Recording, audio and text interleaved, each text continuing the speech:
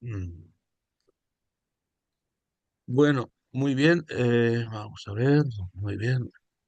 Buenas tardes, queridos seguidores del canal de YouTube de Casa Rusa en Madrid. De nuevo con vosotros.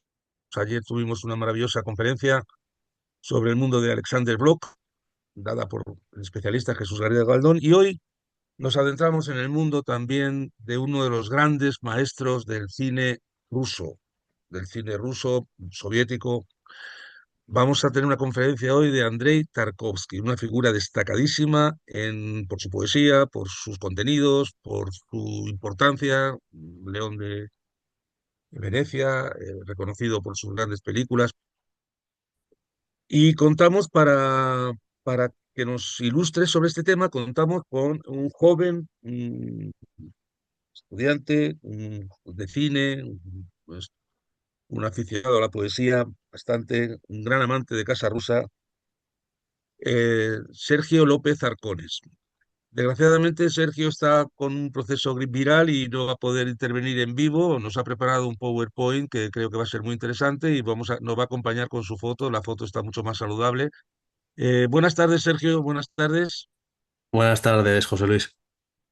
Encantados y muchísimas gracias por el nombre de Casa Rusa por participar y unirte a nuestra serie de conferencias. Y en esta ocasión pues vamos a tratar un tema que te gusta mucho, vamos, que estás tú muy interesado en él, Andrei Tarkovsky, la trilogía del Apocalipsis. En esta trilogía vamos a hablar de tres películas fundamentales: Nostalgia, Sacrificio y ¿cuál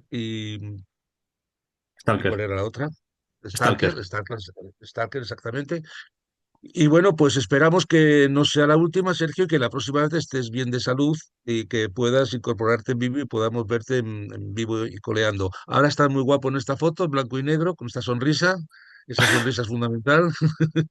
Y te deseo eso. Primero, que te pongas muy bien y segundo, pues que aquí tienes tu casa, en Casa Rusa, para poder desarrollar este tema que tanto te gusta a ti.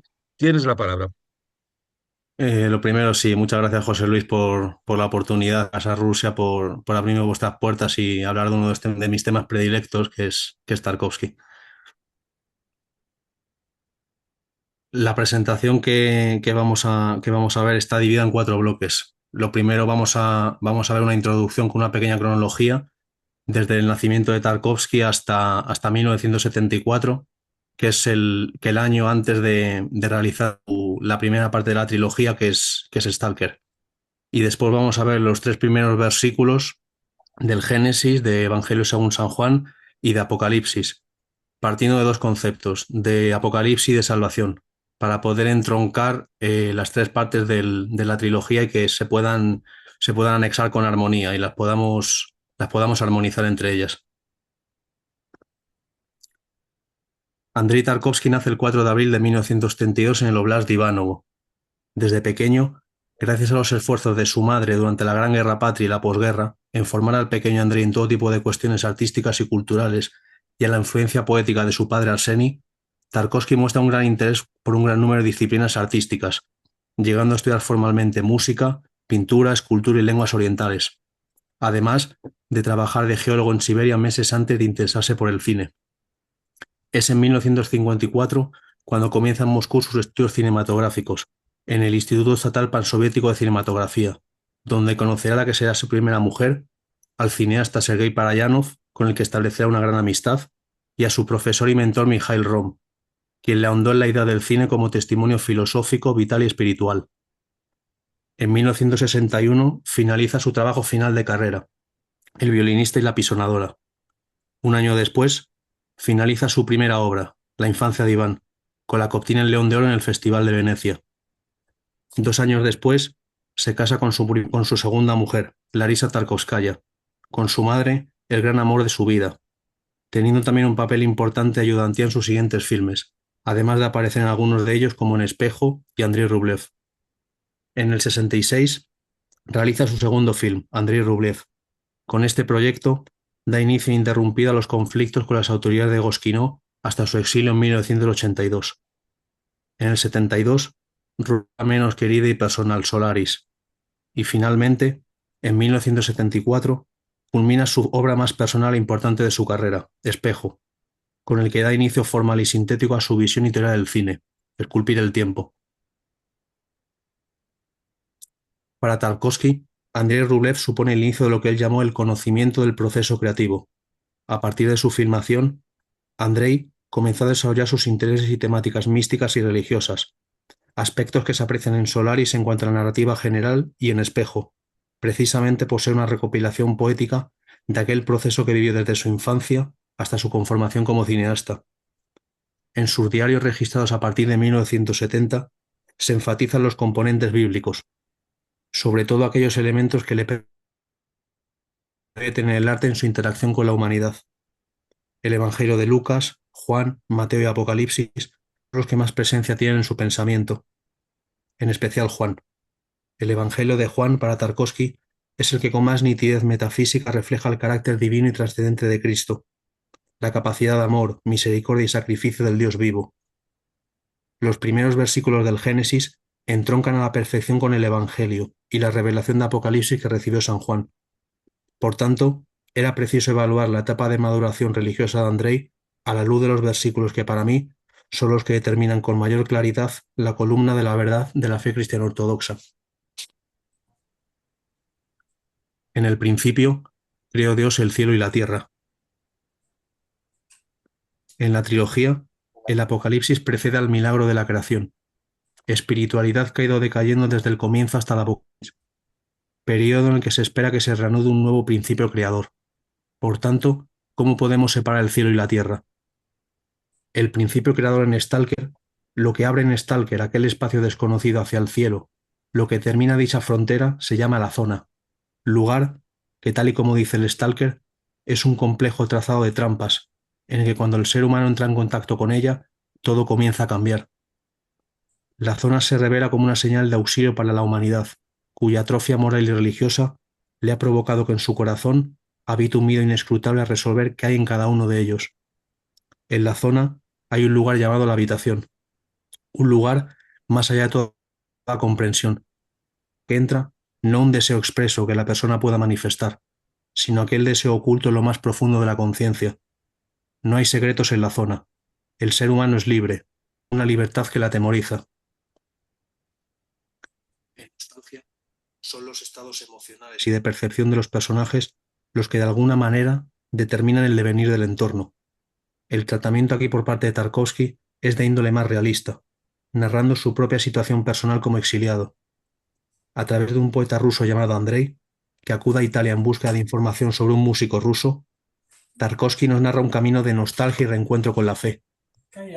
Un poeta ruso solo en un país donde nadie le entiende, melancolizado por el recuerdo de su hogar. El principio creador se ve aquí marcado por la tragedia. La primera escena del film está directamente relacionada con este punto. El poeta y Eugenia se dirigen en medio de las tinieblas a una pequeña iglesia, donde las mujeres acuden a pedir a la Madre de Dios que la vida comience a gestarse en su interior, en forma de hijo. Curiosamente, Andrei no entra en la iglesia. Nuestro poeta ha perdido la fe de encontrar algo. De ahí que esta búsqueda de información sobre el músico ruso parece no ser más que una excusa para hallar algo que le trascienda, algo que le haga ver de nuevo lo visible y lo invisible de la creación.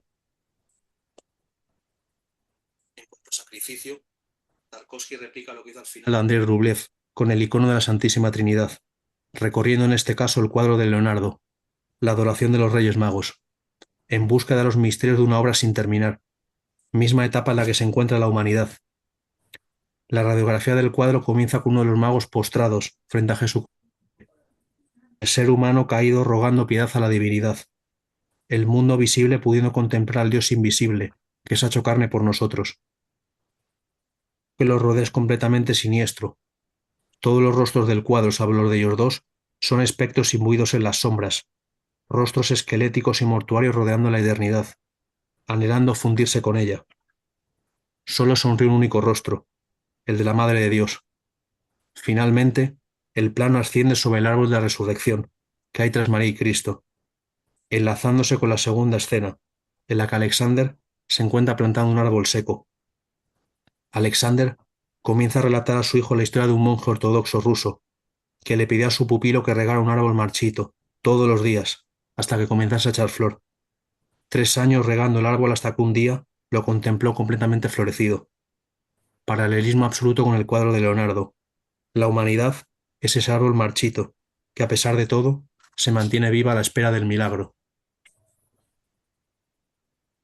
La tierra era caos y vacío. Niebla cubría la faz del abismo, y el Espíritu de Dios se cernía sobre la superficie de las aguas. Desviándonos ligeramente del versículo del Génesis, en la primera escena de Stalker se hace una alusión al Evangelio según San Mateo. Entrad por la puerta estrecha, porque ancha es la puerta y espaciosa es la senda que lleva a la perdición, y son muchos los que por ella entran. Qué estrecha es la puerta, y qué angosta la senda que lleva a la vida, y cuán pocos los que dan con ella.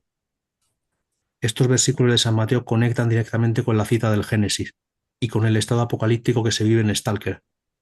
En Nostalgia también podemos ver en varias escenas que para dar entrada a los sueños de Andrei, primeramente hay una puerta que se abre con un sonido chirriante. Cristo nos pide que traspasemos las sendas del mal y de la perdición, mediante esa puerta estrecha del sacrificio y del amor, porque se entra en el reino de la comunión perfecta con Dios.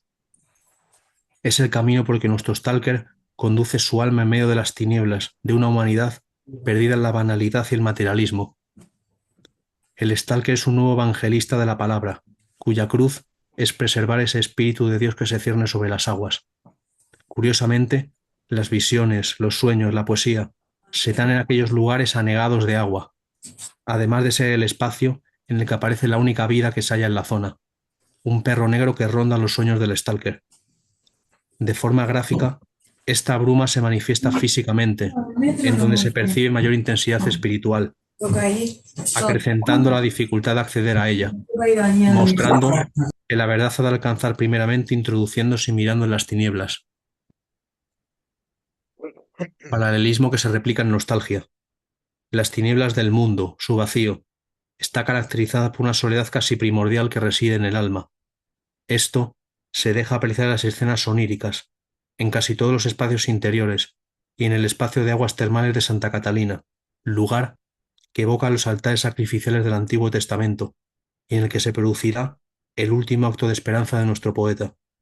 En este caso, la niebla se metaboliza tanto como ceguera de un hombre bañado en la autocondescendencia de sí mismo como en la presencia de Dios, que debe ser desvelada para que Andrei pueda recorrer ese espacio como lugar de sacrificio. En sacrificio, la oscuridad, a pesar de brotar en el ambiente con el preludio recurrente de cantos y gritos femeninos evocando la ancestralidad primitiva, se manifiesta verdaderamente a partir de la aparición de unos aviones que comienzan a sobrevolar los cielos y la caída de un recipiente lleno de leche, símbolo muy frecuente en la filmografía de Tarkovsky. Una señal de 4 pasadas, como los 4 jinetes del Apocalipsis, comunica el desencadenamiento inexplicable de una guerra nuclear en el lugar aparentemente más apacible de la Tierra, donde parecía que el Espíritu de Dios moraba sin cortapisas de oscuridad. Tarkovsky crea un ambiente subrepticiamente idílico, de la mano de una familia burguesa, embriagada de ese halo de superficialidad de una élite intelectual, alejada de la realidad humana. Tarkovsky nos sitúa en un choque de realidades completamente deslavazadas y desligadas entre sí. La política por un lado, la élite intelectual por otro, y una vida que parece desechada por todos, pero que actúa ajena a las percepciones que sobre ella se realizan. Un mundo fragmentado que no tiene capacidad de respuesta. Dijo Dios, haya luz y hubo luz. En Stalker, la luz y el apocalipsis están determinados desde el principio. En Nostalgia y Sacrificio, en cambio, esos valores discursivos absolutos de luz, oscuridad, materia, espíritu, fe, desesperanza, están mucho más marcados en cuanto a su distinción dentro de la narrativa. Retomando Stalker, el término Stalker no solo se acuña por las personas que se adentran en la zona, sino que es un lugar de denominación especial para esa raza espiritual que debe de conducir a los hombres a este lugar con la esperanza de devolverles la fe. La habitación espera a aquel hombre de corazón tan puro como para elevarse al mundo a un estatus de salvación. Para ello se ha elegido a los Stalker. La luz final se revela a través de la reconciliación de unos lazos de amor, ternura y comprensión que parecían imposibles. Esposa y marido, ambos asumen providencialmente que la zona les trasciende, unidos en la visión nítida del milagro de su hija, aquella persona que quizá sea la última esperanza para el mundo. Nostalgia, esta llegada de la luz en el viaje de Andrei se proclama mediante el encuentro de Andrei y Eugenia con Domenico, que aguarda en su interior una verdad que espera ser revelada. Toda nostalgia está envuelta en lo que no se ha dicho y no se dirá jamás. ¿Qué relación tiene Andrei con su familia? ¿Y con Eugenia? ¿Qué hace realmente allí? ¿Qué ha ocurrido con Domenico, alter ego del poeta y su familia? La luz de la esperanza se gesta al albor de la locura y de la disconformidad con el mundo. Domenico encarna la figura del loco por Cristo, figura clave dentro del ascetismo ruso, como Santa Xenia de San Petersburgo o San Basilio de Moscú. Una voz altisonante, que no tiene cabida en la sociedad por unos actos y vehementes palabras que claman una verdad que el mundo no quiere que se le revele. Su destino, por tanto, es inmolarse por la verdad, dar ejemplo al mundo. La luz del loco por Cristo se sincroniza con esa senda de expiación que encaminara a Andrei en la piscina de Santa Catalina, antes con agua y niebla, y ahora, completamente vacía, se halla lista para dejar vía libre a la pasión del poeta. Podemos ver cómo el viento apaga a veces la mecha de la vela que porta. Los tiempos del mundo incesan a apagar la llama, pero él no cesa en su empeño. Por tercera y última vez, realiza un último gesto ante la muerte y la vida. Su ejemplo de sacrificio es la imitación de Cristo y en Cristo. En la eterna piedra que permanecerá hasta el fin de los tiempos, él ha posado su esperanza. Con ese último aliento deja el mundo, con la paz de haber agotado sus esfuerzos en la procesión de su ideal, una nostalgia infinita que por fin podrá alcanzar tras su muerte. Alexander decide solo reservada a aquellos que tienen fe en lo inescrutable.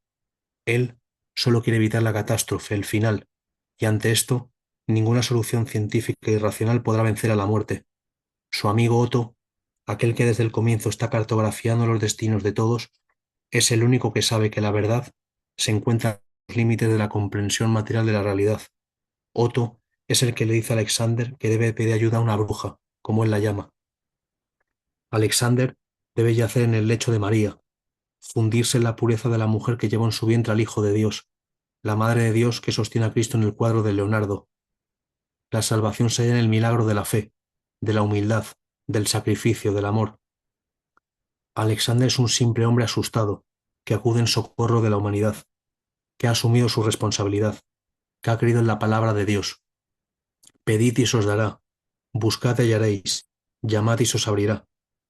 Alexander sacrifica su vida para salvar a su hijo, a su familia, a toda la humanidad. En el principio existía el Verbo, y el Verbo estaba junto a Dios, y el Verbo era Dios. A pesar de que en Stalker la persona divina esté transliterada en la zona, precisamente ese matiz de que el Verbo estaba junto a Dios y se puede hablar del Verbo como palabra o camino, nos permite que se pueda representar al personaje del Stalker como el Verbo de Dios, alguien sin nombre, simplemente caracterizado por su esencia, como el no nombre de Dios, Yahvé, el ser, la existencia, soy el que soy. Tarkovsky no interpola a Dios con el Stalker, pero sí establece un paralelismo entre ambos. Él es el que establece el camino. El artista es el que imita la esencia creadora de Dios. Tarkovsky otorga plena responsabilidad a sus personajes, no solo para la purificación personal, sino para la de toda la humanidad. Esos dones que Dios les ha dado implican no un gozo hedonista, sino una asunción de responsabilidad para con Dios. En concreto, las personas llamadas Stalker de alguna manera se han transfigurado. La zona está en ellos, y ellos están en la zona. San Juan nos dice, en el principio existía el Verbo, es decir, la aparición de la zona no es algo ex nihilo o una especie de voluntarismo divino, sino que obedece a una preexistencia de una demanda espiritual, es decir, los Stalkers ya existían de alguna manera, porque ellos son el anhelo de la fe. Dios accede a conceder los deseos de la humanidad, con su espacio de paraíso, a pesar de que el corazón del hombre, mancillado por el pecado, sienta pavor en su libertad.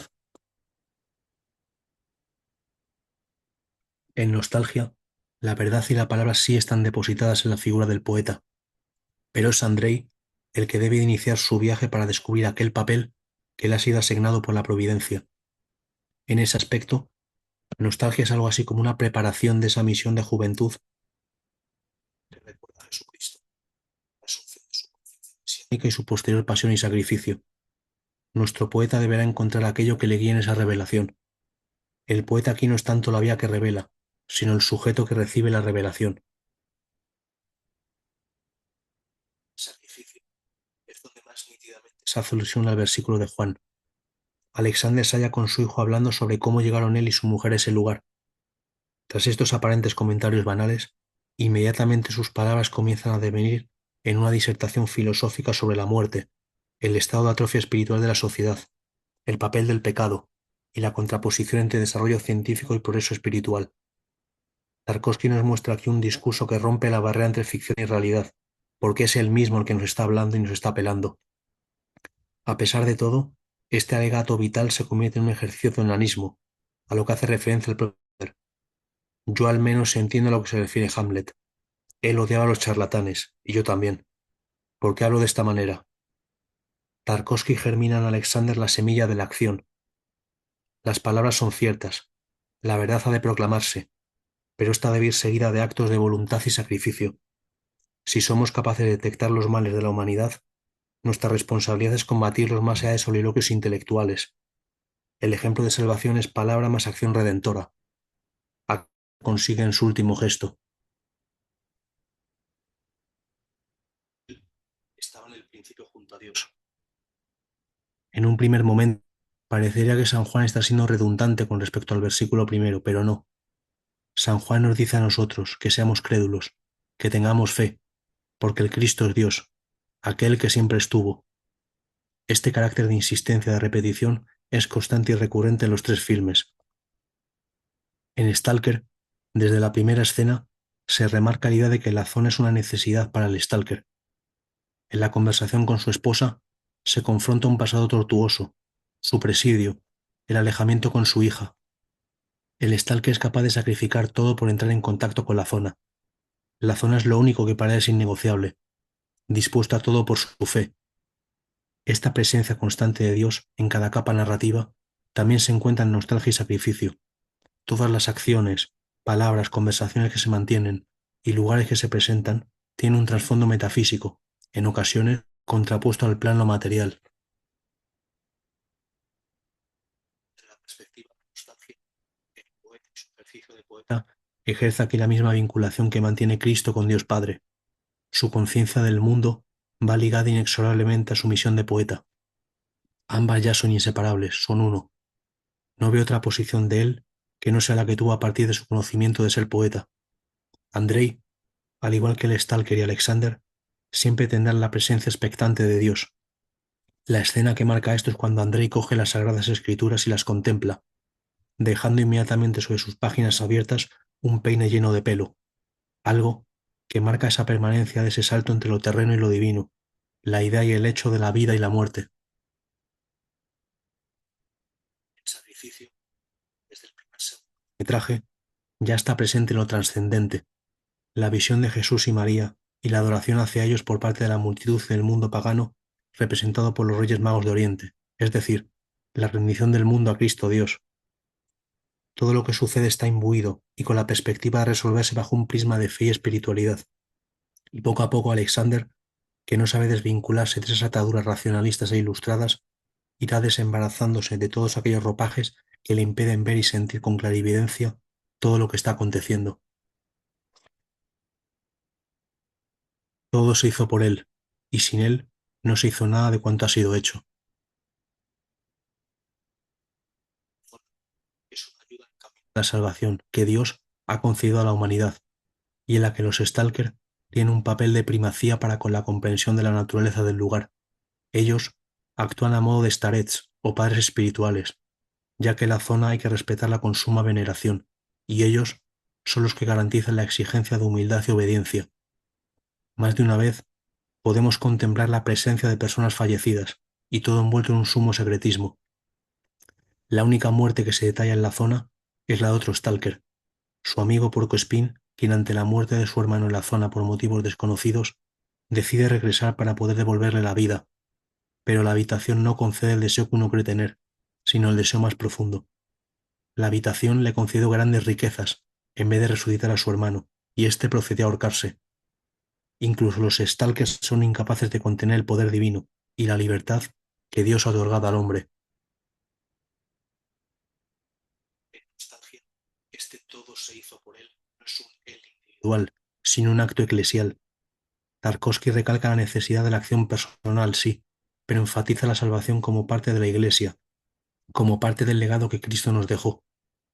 Domenico le insta a Andrea a conducir una vela encendida de punta a punta de la piscina de Santa Catalina, pero no como algo que vaya a producir un milagro de carácter fantástico, sino como la acción de fe de un lobo por Cristo. El camino de Andrei supone un gesto vital antes de su muerte, que no solo le vale para recuperar la esperanza, sino que su acción aparentemente marginal, cuando se culmina y André cae fulminado al suelo por su enfermedad, el espacio del plano se abre y vemos observante e impasible. De forma paralela, Doménico ejerce de predicador, advirtiendo al mundo de la locura en la que está inmerso, del apocalipsis que se avecina. La luz de la verdad de Doménico acaba por encenderse en sí mismo, inmolándose para que con su sacrificio el mundo pueda despertar. Un hombre que lo ha perdido todo, no le queda más que entregar lo último que le queda, su vida. Todo se hizo por él, por ellos, por nosotros. En sacrificio, se ha tenido que desatar el caos más absoluto y la extinción inminente de toda la humanidad para que Alexander deposite todas sus esperanzas en esas palabras demenciales que le dice su amigo Otto, aquel que trae la buena nueva, como el arcángel Gabriel. En el fin de los tiempos, Alexander comprende que deberá entregarse en las manos de Dios para poder resolver ese callejón sin salida al que se ha dirigido la humanidad. Todo por él, y sin él no se hizo nada de cuanto ha sido hecho. El versículo de San Juan no solo nos habla del papel del verbo en la creación, sino de lo que se profetiza para todos y cada una de las personas que inician sus caminos personales. El ejemplo de sacrificio de Alexander es un ejemplo de la cosmovisión vital de Tarkovsky de la ortodoxia. Cada acto de amor y misericordia es un paso más hacia la salvación universal. Por eso, Alexander se entrega a las manos de Dios. Su promesa a Dios es entregar y renunciar todo lo que para él es importante, entregar su vida por ellos. Dios cumple y Alexander obedece. Alexander se inmola a sí mismo junto a su hogar para purificar todo a través de la luz del mundo. Jesucristo, que Dios le ha comunicado para manifestar a su siervo lo que va a suceder pronto, y que enviando a sus ángeles dio a conocer a su siervo Juan. La creación requiere inexorablemente de un revelador, de un profeta, de alguien tan cercano al mensaje divino que sea un transmisor orgánico y preciso. Cristo es la palabra del Padre, y el Stalker es la voz de la zona. Él es aquel en cuyos hombros reposa la cruz y la responsabilidad de guiar a aquellos que buscan respuestas. Nuestro Stalker se podría extrapolar a la figura tanto de San Juan como de San Pablo, incluso de San Juan el Bautista, a quien podemos ver en uno de los sueños del Stalker. Él debe de resistir a las tentaciones de desistir.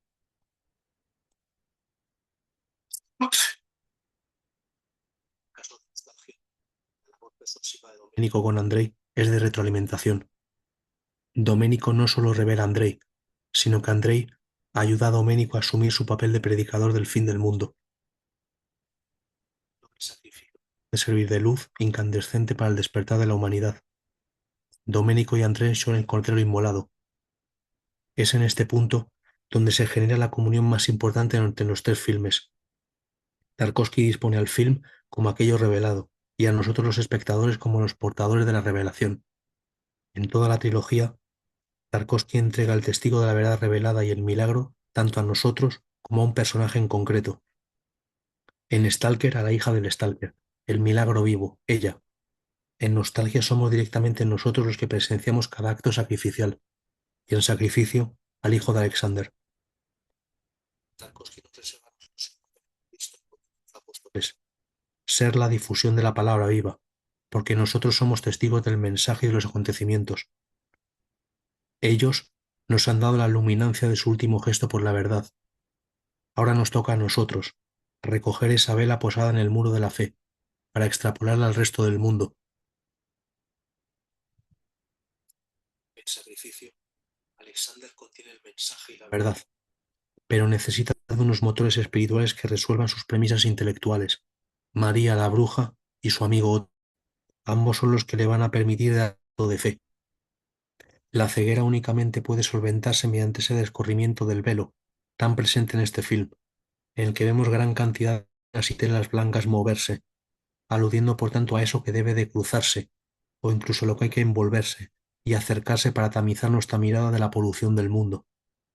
Dios ha colocado en la hípida de Alexander al arcángel Gabriel para entregarle la verdad del Espíritu Santo. Deberá acudir a la Virgen María con la que debe unirse para hallar el milagro. Alexander recibe el mensaje del Espíritu, es su portador. Este debe de germinar en María, la madre del milagro, que ésta debe de hacer posible. Juan, quien ha dado testimonio de todo lo que vio, la palabra de Dios y el testimonio de Jesucristo.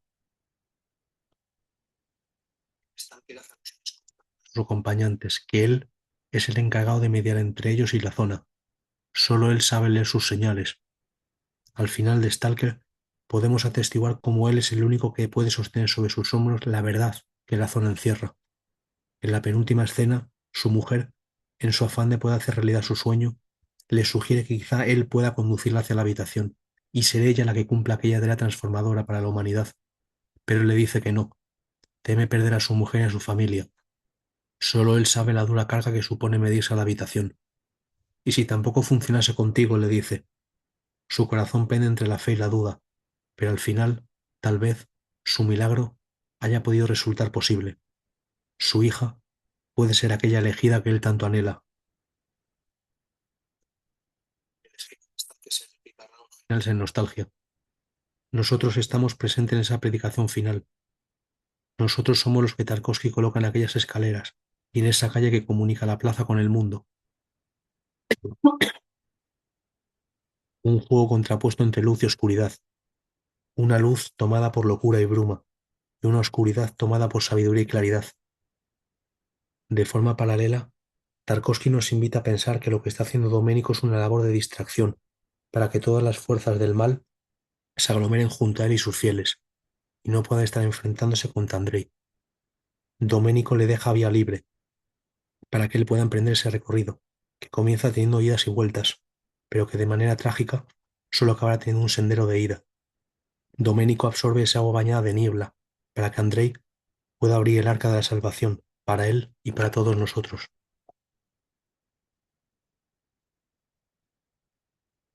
Al igual que en Stalker y Nostalgia, en Sacrificio, Alexander es el portador de una verdad que debe ser iluminada a través de la acción providencial. Al igual que los apóstoles, se vieron irradiados de la gracia del Espíritu Santo. Tarkovsky establece de nuevo el principio de salvación universal, valor místico fundamental en la ortodoxia, bajo el nombre de Sauberniest. Ni la verborrea intelectual de Alexander, ni el escalón esotérico de Otto y María son suficientes para que la humanidad se salve. Únicamente su fusión deificadora pueden redimir a toda la humanidad. El testimonio que comprende la decisión de Alexander es la del hijo que ejerce la voluntad del Padre. Acude a regar el árbol marchito. Cristo dijo en referencia a los niños, dejad a los niños, y no les impides acercarse a mí, porque Dios es el reino de los cielos. Su amor es la puerta de entrada al verdadero conocimiento de Dios. Solo Él comprende verdaderamente qué ha hecho su Padre y por qué. Él ha trascendido toda comprensión. Ya está cumpliendo la voluntad de su Padre, vigilado y asegurado por la mirada de María, que al comprobar que el niño ha comprendido, decide marcharse para no volver. No hay regreso del Hijo, porque el Hijo nunca salió del seno del Padre. Bienaventurado quien lee y quienes escuchan las palabras de esta profecía, y guarden lo que está escrito en ella, porque el momento está cerca. Tarkovsky siempre le carga a sus personajes unas tareas de niveles cósmicos, que superan la capacidad personal y humana de los mismos. El Stalker vive en un entorno descompuesto, solitario. Se escucha recurrentemente el sonido de un tren que pasa de largo.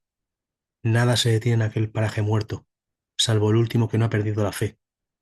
Detalle que nos hace retrotraernos a la promesa de Dios a Abraham sobre Sodoma y Gomorra. No la destruiré en atención a los 10 justos. Incluso corriendo peligro su familia, el Stalker decide continuar, porque no es algo que le competa a él o a su familia, sino a toda la existencia. El Stalker es un mártir de la fe. En este aspecto, nostalgia y sacrificio presentan apreciaciones diferentes que obedecen al estado emocional en que se encontraba Andrei en ese momento. En nostalgia, el sacrificio se da por motivos de desesperanza absoluta y necesidad personal. En sacrificio, también Alexander transcurre por una etapa de negación. Necesitará ver y sentir que lo que más quiere está en peligro, para que se confíe en los brazos de la fe. Sin embargo, el dolor y la angustia no son de Tarkovsky. Al final, en Stalker, no solo vemos cómo la mujer ha comprendido la dependencia de su marido con la zona, sino que además su familia es testigo viviente del poder de la zona. La primera escena conecta con la última. Los objetos de la mesa que parecían que solo se movían por el paso fugaz del tren acaban desvelando la culminación de la esperanza y la salvación, su hija.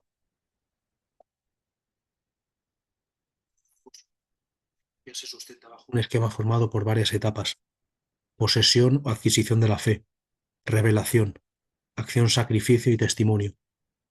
En nostalgia, los ojos que ven y leen y los oídos que escuchan somos nosotros.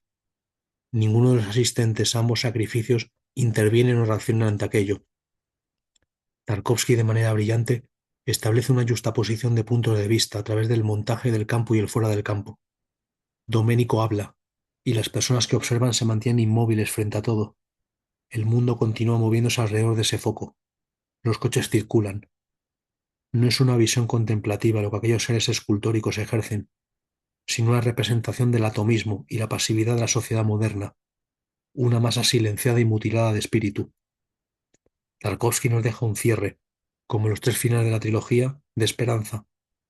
Andrei por fin se halla en paz y descanso, viviendo para la posteridad junto al recuerdo de su familia y su lejana Rusia, permaneciendo incólume en ese majestuoso templo, abandonado, donde Eugenia le preguntaba a Dios: Señor, ¿por qué no le dices algo? Hazle sentir tu presencia. A lo que Dios responde: ya le hago sentir mi presencia. Él es quien no es consciente de ella. En el momento final, Andrei por fin comprende cuál ha sido su tarea como poeta, un cierre que responde a todas y cada una de las preguntas.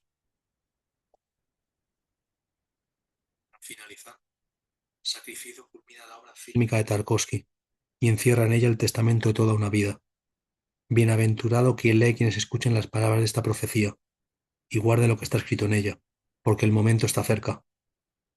Andrei nos llama en sacrificio a lo que decía San Juan: siendo testigos del milagro, nuestra responsabilidad es conservar su fuego inmortal y reavivar ese árbol marchito, del que todos formamos parte. Tarkovsky deja a cargo de ese árbol al hijo de Alexander. Al principio estaba la palabra. ¿Por qué es eso, papá?, dice su hijo en las últimas palabras artísticas de Andrei. Pocos segundos antes, podemos contemplar cómo María, la madre que ha encarnado el miel y a su nueva humanidad naciente de tal sacrificio, observa al niño tumbado junto al árbol.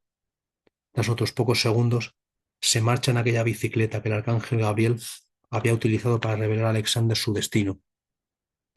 María se aleja sabiendo que ese árbol florecerá de nuevo.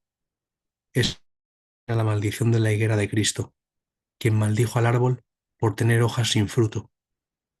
Tarkovsky, en un movimiento ascendente, nos eleva hacia la copa de ese árbol que emula la corona de espinas de Cristo. El mensaje final que aparece en pantalla es una dedicatoria de Tarkovsky hacia su hijo Andriosha, con esperanza y confianza de que él haya podido legar a su hijo la vía para la salvación de la humanidad, el mensaje más esperanzador y redentor de la historia del cine. Andrei fallecería un 29 de diciembre de 1936 en París tras una larga enfermedad. Atendiendo a su voluntad, su misa fúnebre se realizó en la Catedral de San Alexander Nevsky el 3 de enero de 1987. Su esposa Larisa mandaría colocar una lápida con un epitafio que dice así: al hombre que vio al ángel. El epitafio de la vida y obra de Andrei podría resumirse en una entrada a su diario el 11 de abril de 1986. Al vencedor que guarde mis obras hasta el fin, yo le daré autoridad sobre las naciones. También le daré la mañana. El que tiene oído, oiga lo que el Espíritu dice a las iglesias. Apocalipsis capítulo 2, 26-29. Hoy, una gran esperanza me ha invadido el alma. No sé cómo explicarlo. Era una gran felicidad. la esperanza en que la felicidad es posible. Desde la mañana, el sol brilla en las ventanas del hospital, pero el sentimiento de felicidad no deriva de eso. El Señor está aquí. Tarkovsky no fue decayendo en su fe, sino al contrario, accediendo a las capas más profundas de la ortodoxia, tal y como se lee en una de sus últimas entradas el 4 de noviembre. Un hombre quería salvarse, y de repente se sintió como si fuera un traidor, como si fuera el gran pecador, al compararse con los demás, al compararse con la vida. Tarkovsky mantuvo hasta los últimos días esa visión coherente que hemos descrito a lo largo de la trilogía del Apocalipsis. Apenas 2 años después de su muerte, su más que amigo Sergei Parajanov rodaría el que sea su último film, Ashik Kerib. Como último gesto ante el milagro, Parajanov brindaría el último plano de su carrera a su amigo Andrei, una cámara de cine y una paloma blanca. La esperanza y la libertad posadas sobre aquel dispositivo que atestiguó que el cine y el arte son milagro.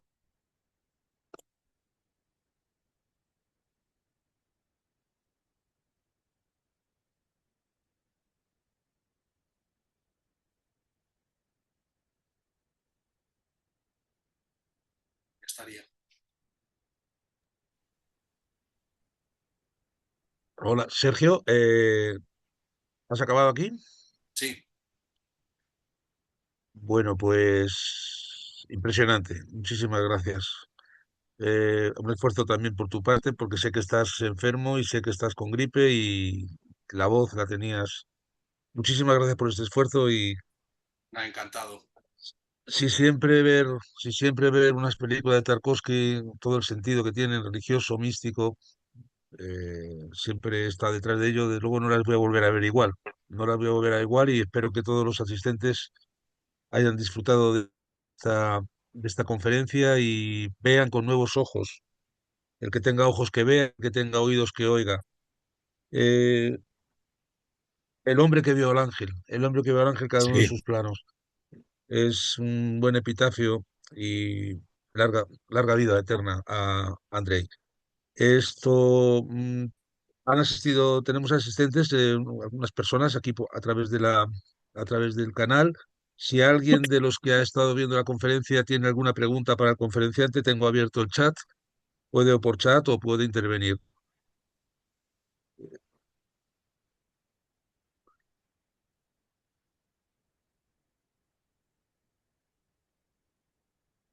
Silencio. Pausa. Es increíble el cine de este hombre. A mí, desde luego, bueno, como actor, ¿no? Como artista, como persona, como español que vio este cine por primera vez, es un cine tan lleno de Son capas y imágenes, capas. Capas y capas de capas, símbolos. capas y capas, y tú has desentrañado con tu bisturí místico y religioso ortodoxo, has ido desentrañando cada uno de los planos, cada plano es un mensaje, cada plano tiene detrás de sí otros. Mira, ayer estuvimos hablando precisamente de Alexander Blok, del simbolismo ruso, ¿no? Sí, Que detrás de cada palabra de una poesía, noche, farol, calle, farmacia, por ejemplo, un famoso poema de él, detrás de cada palabra hay que desentrañarla porque hay un símbolo en la poesía de Blok, por ejemplo, en Bielý, también otro gran poeta, otro gran escritor ruso. Pero en el caso de Tarkovsky, yo no, vamos, hay imágenes, agua, Andrei Rublev, sí. Bach, permanentemente la música celestial de Bach. Muchísimas gracias porque es la fe la que nos hace tener esa tendencia a esa zona mágica, esa zona mística, misteriosa de la que habla Stalker. Gracias por desentrañarnos todos estos misterios y sobre todo a la luz de la verdad, a la luz de la verdad, de la verdad del Evangelio. De verdad que La tenía des- mucho interés en ver cómo planteabas esta conferencia, la trilogía del Apocalipsis. Muchísima gente me ha preguntado, muchísima gente está interesada. Creo que esta grabación va a tener muchos videntes, muchos televidentes. Y Sergio, en nombre de Casa Rusa, veo que no tenemos ahora de momento preguntas. Creo que tampoco es un momento para hacer un debate, es un momento para hacer un momento de reflexión. Has dicho cosas muy importantes, has dicho cosas muy profundas. has desentrañado, ya te digo, plano, película por película, pues todo el subtexto que hay detrás de ella y todo el sentido religioso que hay. Te lo agradezco, te lo quiero también agradecer en nombre de mi maestro Ángel Gutiérrez, que falleció hace poco, también íntimo amigo de Andrei, nos hablaba mucho de Andrei Tarkovsky, entonces, pues bueno, creo que mi maestro estaría muy orgulloso de esta conferencia que has dado tú y del camino que tienes por delante, y del camino que tienes por delante, que sabes que, bueno, en nombre de Casa Rusa tienes toda nuestra disposición para ayudarte. Quisiéramos abrir un ciclo de películas, ¿no? Sobre autores, sé que tienes varios en mente. Este es el primer paso de una larga amistad y de una larga colaboración y sobre todo para las personas que no conocen este tipo de cine o que lo conocen, que lo profundicen y que se enriquezcan más. Esa es nuestra labor, esos son los puentes que tenemos que a través de la cultura, a través del arte, tender entre los corazones de la gente. Muchísimas gracias, Sergio, que te mejores Muchas pronto, gracias. tu mamá también, que se mejore, que Gracias. pases unas buenas fiestas, fiestas en paz, paz en la tierra a los hombres de buena voluntad. Y aquí nos tienes, en nombre de nuevo de Casa Rusa, muchísimas gracias por la conferencia y esperamos vernos pronto. Y a todos los que han asistido, pues muchísimas gracias y sigan nuestras redes sociales porque estamos haciendo pues una gran labor de difusión de diferentes temas y es para vosotros, para los que dirigimos todo nuestro trabajo. Muchísimas gracias, Sergio. Un Muchas abrazo. gracias. Un abrazo a todos. Adiós.